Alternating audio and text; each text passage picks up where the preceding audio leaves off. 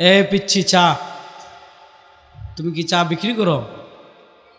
তুমি চা বিক্রি করে যত টাকা পাইবা এখানে আসো, এর চেয়ে তোমাকে আমি বাড়াই টাকা দেবো আজকে, চুপচাপ বসে থাকো। হ্যাঁ, তুমি শেষ করে আমার সাথে দেখা করবে, এদিকে আসো, স্টেজে আসো, এখানে বসান পিছনে। আল্লাহ তাআলা দেখেন এই ছোট্ট বয়সে আল্লাহ তাআলা তাকে কি পরীক্ষা নিচ্ছেন। আল্লাহ, যারা দুর্নীতি করে, চুরি করে, রাষ্ট্রের টাকা লুপাট করে, তারপরে আপনার রাষ্ট্রের টাকা পাচার করে বিদেশে বেগমপাড়া তৈরি করে, ওই সকল জানোয়ারদের থেকে এরকম একটা শিশুর দাম আল্লাহর কাছে অনেক বেশি। আপনারা কিন্তু এই যে পাঞ্জাবি পরা এই ছেলেটাকে আনেন এদিকে, ভাই তুলে ফেলেন, এই যে এদিকে আসো ভাইয়া, তুমি এদিকে আসো, এদিকে আসো, এদিকে আসো। দেখেন এই যে একটা ছোট্ট ছেলে, সে এখানে কি করছে? চা বিক্রি করতেছে। আল্লাহ, এই যে তার টুপি মাথায়, পাঞ্জাবি মাথায়, এই বয়সে যে পরিশ্রম করতে পারছে, তার পরিবারের হাল ধরতে পারছে, এই ছেলে যখন বড় হবে এদেরকে যদি নেতৃত্বে বসান, এই ধরনের পাঞ্জাবি টুপিওয়ালাদেরকে যদি নেতৃত্ব বসান, আপনার রাষ্ট্রের বিলিয়ন বিলিয়ন ডলার বিদেশে পাচার করবে না। আর আপনারা যে সকল জানোয়ারদেরকে নেতৃত্বে বসান, বসো ভাইয়া, আপনারা যে সকল জানোয়ারদের নেতৃত্বে বসান, ওই সকল জানোয়ারদের থেকে রাস্তার কুত্তাও বহু ভালো। এরা রাস্তার কুকুরের চেয়ে আরও খারাপ। কেন? কারণ এই দেশের প্রতি এদের কোনো মায়া নাই, এই দেশের মাটির প্রতি এদের কোনো মায়া নাই, এদেশের মানুষের প্রতি এদের কোনো মায়া নাই। এই দেশকে তারা দুর্নীতি বারবার চ্যাম্পিয়ন করেছে, এই দেশের এমন কোনো ক্ষতি নাই তারা করে নাই। গত 15 বছরে এই ফ্যাসিস্ট আমাদের দেশ থেকে যেই পরিমাণ টাকা শুধু বিদেশে চুরি করেছে, ওই টাকা দিয়ে 15টা না, প্রায় 64টা পদ্মা সেতু বানানো যাবে।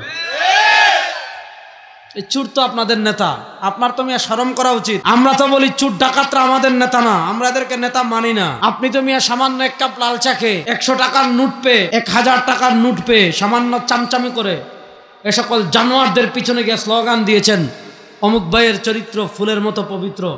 ওই সকল জানোয়ারদেরকে আমরা কখনো সমর্থন করিনি, আমাদের জান চলে যেতে পারে, ওই সকল জানোয়ারদের সাথে কখনো ছিলাম না, সামনেও থাকবো না। আল্লাহ তাআলা তাকে দীর্ঘ নেক হায়াত দান করুক, সবাই বলে না আমিন। আমি যে কথা বললাম, দেখেন যে বিষয়ে আলোচনা করতে চাইছিলাম, আলোচনা চলে যাচ্ছে আরেক দিকে। তাকে দেখে যেহেতু আরেক দিকে যাচ্ছে, হাদিস কয়েকটা বলি শুনেন। একটা প্রসিদ্ধ হাদিস বলি, তারপর আরেকটা হাদিস বলবো, ভালো করে শুনেন। হাদিসে জিবরিল নামে একটা প্রসিদ্ধ হাদিস আমরা সবাই জানি। হযরত জিবরিল আমিন আলাইহিস সালাম মানুষের আকৃতি ধরে নবী আকরাম সাল্লাল্লাহু আলাইহি ওয়াসাল্লামের কাছে এসেছিলেন। কেন? সাহাবীরা সাধারণত নবী আকরাম সাল্লাল্লাহু আলাইহি ওয়াসাল্লামকে প্রশ্ন করতেন না। কেন করতেন না? এজন্য করতেন না যে তার প্রশ্নটা বাহুল্য হয়ে যায় কিনা, তার প্রশ্নটার কারণে শরীআর কোনো বিধান অবতীর্ণ হয় মুসলমানদের জন্য কষ্টের কারণ হয়ে যায় কিনা, এজন্য তারা সাহাবা একরাম রাসূলুল্লাহকে সাধারণত প্রশ্ন করতেন না। তো জিবরিল আমিন আলাইহিস সালাম কখনো কখনো মানুষের সুরত ধরে, আকৃতি ধরে এসে প্রশ্ন করতেন। জিবরিল আমিন আলাইহিস সালাম একদিন আসতেন, সাধারণত তিনি দাহিয়া কালবি রাদিয়াল্লাহু তাআলা আকৃতি ধরে আসতেন। একদিন আসছেন এক মরুভূমির এক ব্যক্তি, চুল এবড়ো থেবড়ো, সাইরা রাস, ধুলোমলিন চেহারা, এরকম আকৃতি ধরে তিনি রাসূলুল্লাহ সাল্লাল্লাহু আলাইহি ওয়াসাল্লামকে কয়েকটা প্রশ্ন করেছিলেন সাহাবা একরামকে শেখানোর জন্য। তার ভিতর একটা গুরুত্বপূর্ণ প্রশ্ন ছিল, আকবিরনি আনিস সাআহ, ইয়া রাসূলুল্লাহ আপনি আমাকে কিয়ামত সম্পর্কে বলেন, কিয়ামত সম্পর্কে জানান। নবী করিম সাল্লাল্লাহু আলাইহি ওয়াসাল্লাম জবাব দিয়েছেন, মাল মাসউল আলাম মিনাস সাইল, যে তুমি যাকে জিজ্ঞেস করছো, যে জিজ্ঞেস করছে সে যার কাছে জিজ্ঞেস করছে তার থেকে বেশি জানে। জিবরিল আমিন আলাইহিস সালাম তখন প্রশ্ন করেছেন, তাহলে এক কাজ করেন, ফাখবিরনা আন ইমারাতিহা, আপনি কিয়ামতের কিছু আলামত সম্পর্কে বলেন। নবী করিম সাল্লাল্লাহু আলাইহি ওয়াসাল্লাম আলামত বলেছেন, আনতালিদাল আমাতু রাব্বাতাহা, ওয়া আন তারাল হুফাতাল উরাতাল আলাতা রিআ আশ-শাই ইয়াতাতাওয়ালুনা ফিল বুনিয়ান। বাপে ছাগল চড়াইতো, বাপে ভিক্ষা করত, বাপ বাদ দেন, সে নিজে ভিক্ষা করত, সে নিজে ট্রাক শ্রমিক ছিল, ট্রাক থেকে বালু ফেলতো, সে মাটি কাটতো, সে গরু রাখতো, সে কৃষক ছিল। কিন্তু পৃথিবীর সিস্টেমটা এমন চেঞ্জ হয়ে যাবে, একজনের চামচামি করে 1 বছরে 200 কোটি টাকার মালিক হয়ে যাবে, একজনের চামচামি করে 2 বছরে 200 কোটির মালিক হয়ে যাবে। আপনারা দেখেছেন আমাদের দেশের কাটাল রানী যিনি ভারতে পালিয়ে গিয়েছেন, সেই কাটাল রানীর এক পিয়ন ছিল, তিনি নিজেই বলেছেন কাটাল রানী দিল্লির দেবদাসী যে আমাদের দেশ ছেড়ে পলায়ন করেছে, তার এক পিয়ন নিজে স্বীকারোক্তি দিয়ে গিয়েছে। এক পিয়ন সে চা বিক্রি করতো নোয়াখালীতে, চাটকিলে না, কি বিক্রি করতো? কথা বোঝেন, চা বিক্রি করতো। এই যে চা বিক্রি করা কখনো কোনো খারাপ না, এটা খুব ভালো কাজ। চা বিক্রি করা কখনো খারাপ না, খুবই ভালো কাজ। তাহলে একটা চা বিক্রেতা, রাসূল সাল্লাল্লাহু আলাইহি ওয়াসাল্লাম বলেছেন হুফাতাল উরাতাল আলা রিআ আশ-শাই ইয়াতাতাওয়ালুনা ফিল বুনিয়ান, এই ধরনের চা বিক্রেতারা, এই ধরনের বদমাশরা, এই ধরনের দুষ্ট লোকরা, এই ধরনের চোররা, এই ধরনের ডাকাতরা, এই ধরনের টাকা পাচারকারীরা, এই ধরনের দুর্নীতিবাজরা, যারা আল্লাহকে ভয় করে না, যারা জান্নাত বিশ্বাস করে না, যারা জাহান্নামের আযাবকে ভয় করে না, যারা আল্লাহর আযাবকে ভয় করে না, এই ধরনের সন্ত্রাসী বদমাশ যারা আছে, যখন দেখবেন 1, 2, 3, 4 বছরে 100 কোটি টাকার মালিক হয়ে যাচ্ছে, গুলশানের রাজনীতির আলাদিনের চেরাগ পেয়ে গুলশানে প্লট তৈরি করছে আর বিশাল বিশাল বিশাল বিশাল বিল্ডিং বানাচ্ছে, নবী করিম সাল্লাল্লাহু আলাইহি ওয়াসাল্লাম বলেন এটা একটা কিয়ামতের আলামত। আমাদের বাংলাদেশের কথিত রাজনীতি মানে কিয়ামত।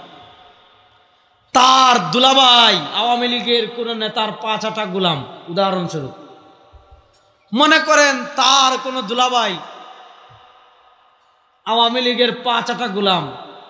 এখন দেখা যাচ্ছে দুলাভাই 5 গোলাম হওয়ার কারণে দুলাভাই শালা, ওই তার দুলাভাই যেহেতু চামচামি করে, দুলাভাইয়ের পাওয়ার দেখিয়ে শালাও দেখা যায় চাঁদাবাজি করে, শালাও দেখা যায় দুর্নীতি করে, শালারাও দেখা যায় টেন্ডারবাজি করে, শালাও দেখা যায় এলাকায় পাওয়ার দেখায়। আছে না নাই? গত 15 বছর দেখেন নাই? দেখেছেন। এটা হলো আমাদের দেশের যে রাজনীতি, আমাদের দেশের রাজনীতির যে কালচার। আপনি দেখেন নূর হোসেন, একজন যে নারায়ণগঞ্জের আলোচিত 7 খুনের অন্যতম আসামি নূর হোসেন, সে কি ছিল? কাঁচপুরে যখন ট্রলার এসে নদীর ঘাটে ঘাট দিত বালি নিয়ে, কথা বোঝেন যুবকরা, ট্রলার এসে যখন বালির ঘাটে ঘাট দিত বালু খালাস করার জন্য, মাল খালাস করার জন্য, নূর হোসেন একজন বালির ট্রাক শ্রমিক ছিল। ট্রাকে ইট উঠাতো, ট্রাক থেকে পাথর নামাতো, ট্রাকে বালি উঠাতো, সে একজন ট্রাকের শ্রমিক ছিল। কিন্তু দেখা যাচ্ছে শামীম ওসমানের একটু ছোঁয়া পেয়ে তার অবস্থা কি হয়ে গিয়েছে? হাজার হাজার কোটি টাকার মালিক হয়ে গিয়েছে। সামান্য একটা ছাত্রলীগের জেলা পদ পেয়েছে ফরিদপুরের একজন, পত্রিকা নিউজ করেছে যে একজন জেলা সভাপতি ফরিদপুরের বাংলাদেশ থেকে সে 2000 কোটি টাকা পাচার করেছে, 2000 কোটি টাকা। এখন আপনি চিন্তা করেন, যে রাজনীতি তাকে টাকা পাচার করতে শেখায়, যে রাজনীতি তাকে দরবেশ বানিয়ে দেয়।